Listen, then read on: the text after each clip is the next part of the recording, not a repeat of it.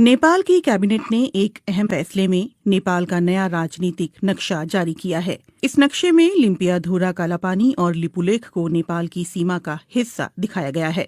नेपाल की कैबिनेट ने इसे अपना जायज दावा करार देते हुए कहा कि महाकाली यानी शारदा नदी का स्रोत दरअसल लिम्पियाधुरा ही है, जो फिलहाल भारत के उत्तराखंड का हिस्सा है।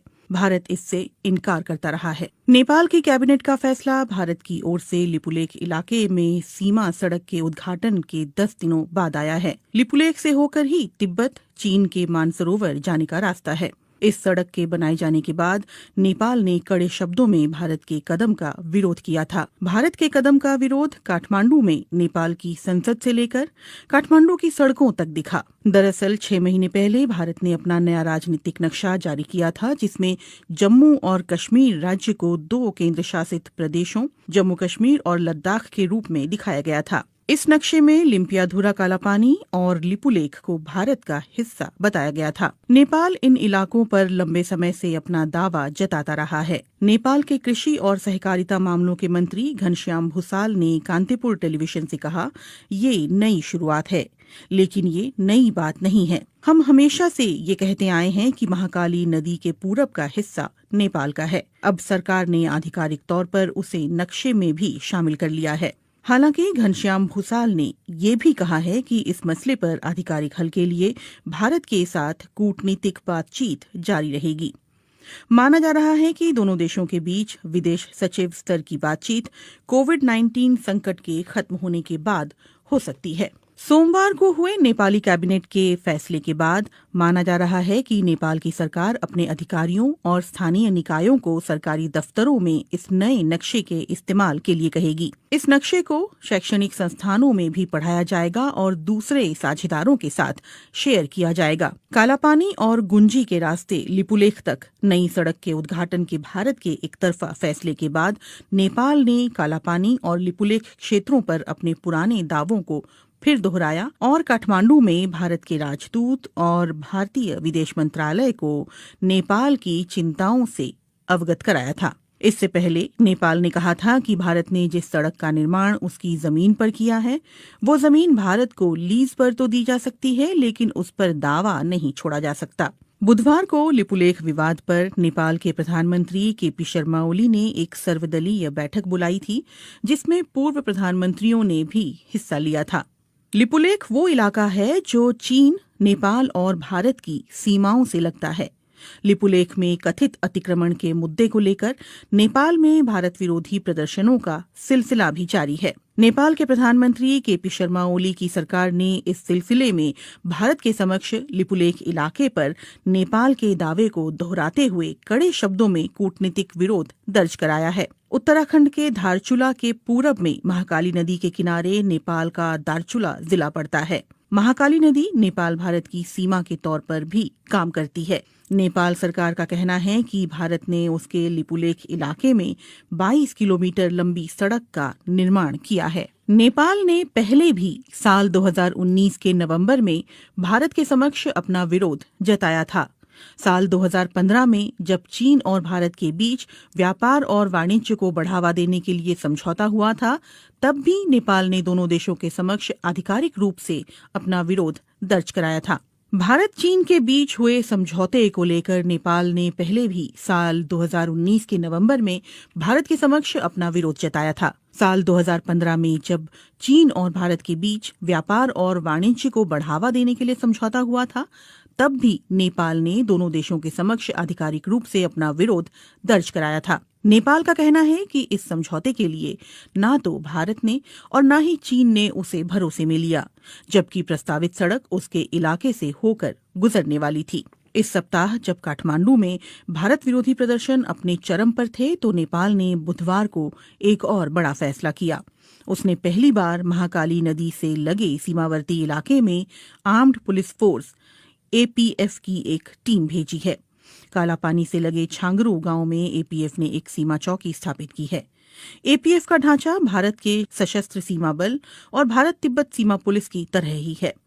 साल 1816 में हुई सुगौली की संधि पर दस्तखत के 204 साल बाद नेपाल ने आखिरकार 3 देशों की सीमा से लगने वाले अपने इस इलाके की सुरक्षा के लिए कदम उठाया है। 2 साल तक चले ब्रिटेन नेपाल युद्ध के बाद सुगौली की संधि हुई थी, जिसके तहत महाकाली नदी के पश्चिमी इलाके की जीती हुई जमीन पर नेपाल को अपना कब्जा छोड़ना पड़ा था। कालापानी विवाद के बाद इस सप्ताह लिपुलेख को लेकर काठमांडू में हुए विरोध प्रदर्शन और भारत नेपाल के कूटनीतिक घमासान से एक बार फिर दोनों देशों के संबंधों में खटास आ गई है। हालांकि विवाद के कुछ एक मुद्दों को छोड़ दें तो दोनों देशों के संबंध हाल के समय में तकरीबन मधुर ही रहे हैं। इसी महीने प्रधानमंत्री नरेंद्र मोदी और केपी शर्मा ओली ने कोविड-19 की महामारी के खिलाफ एकजुट रहने की प्रतिबद्धता जताई थी, लेकिन लिपुलेख में भारत के सड़क बनाने की घटना ने कई नेपालियों को नाराज कर दिया है। यहां तक कि प्रधानमंत्री केपी शर्मा ओली को ये स्पष्ट करना पड़ा कि नेपाल अपनी जमीन का 1 इंच भी नहीं छोड़ेगा।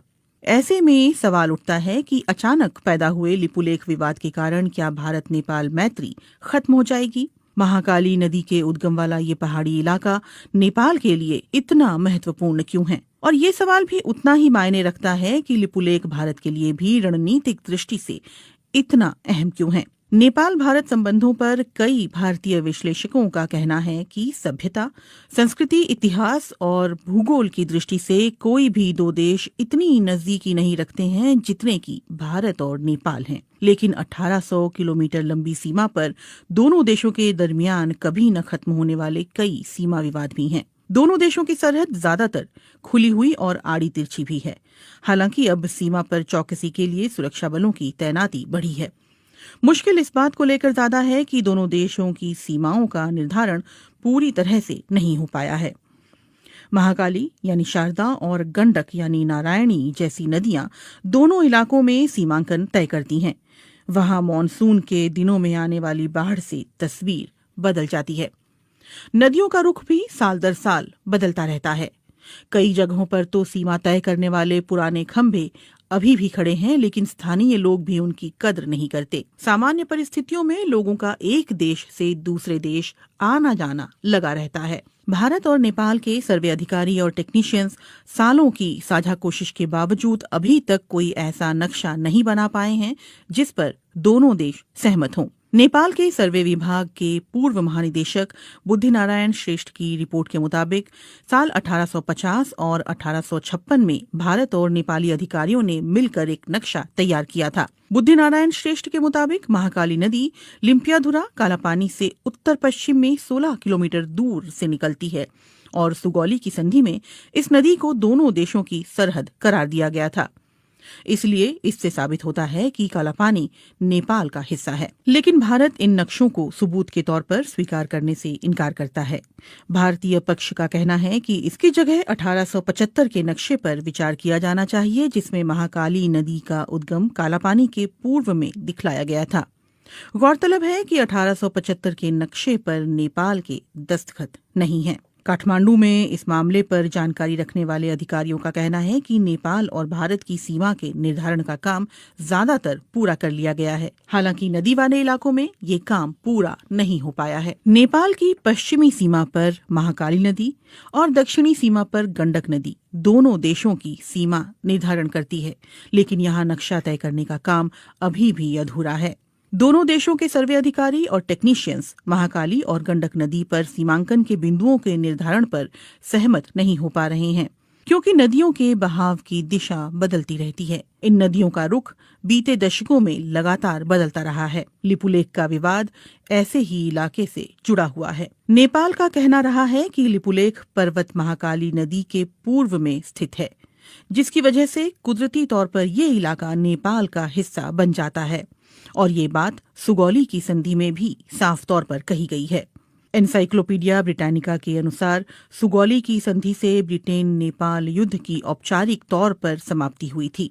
संधि की शर्तों के तहत नेपाल ने तराई के विवादास्पद इलाके और महाकाली नदी के पश्चिम में सतलुज नदी के किनारे तक जीती हुई जमीन पर अपना दावा छोड़ दिया था।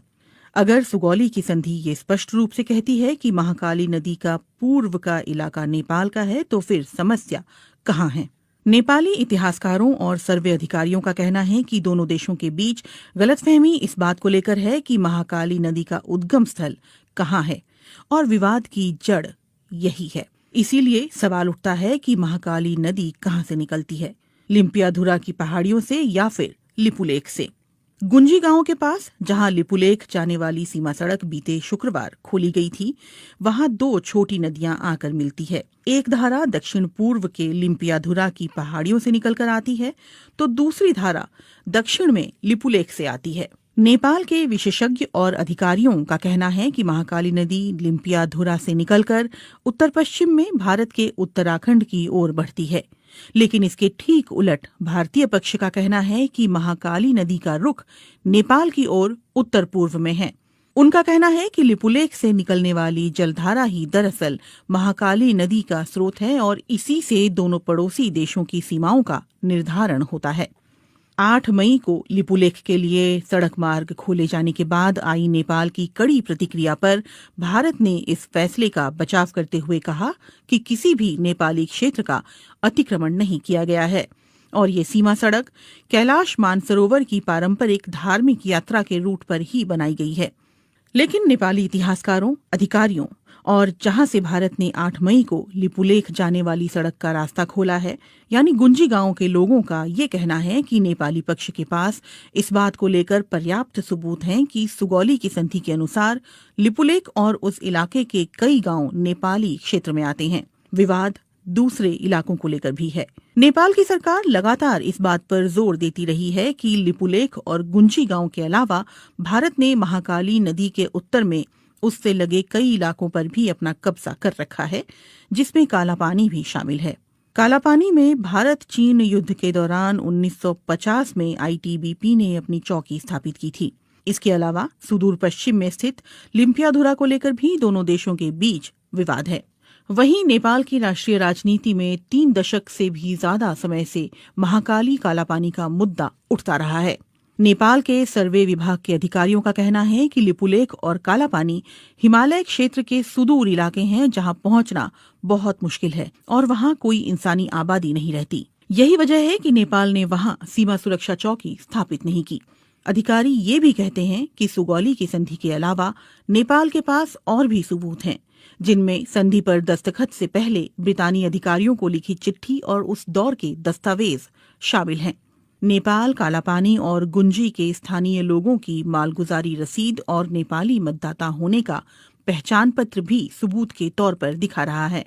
इसके अलावा साल 1908 में मानसरोवर की यात्रा करने वाले भारतीय संत योगी भगवान श्रीहंस और 30 और 40 के दशक में वहां जाने वाले स्वामी प्रणवानंद ने भी अपने यात्रा संस्मरणों में लिपुलेख के दक्षिण में छांगरू गांव में नेपाली सुरक्षा कर्मियों की मौजूदगी के बारे में विस्तार से लिखा है। कई नेपाली अधिकारियों और पत्रकारों ने बीते दशकों में कालापानी की यात्रा के बाद वहां के स्थानीय लोगों के पास मौजूद उनके नेपाली दस्तावेज इकट्ठा किए हैं। इनमें लिपुलेख से लगे गुंजी गांव और कालापानी के आसपास के गांव भी शामिल हैं।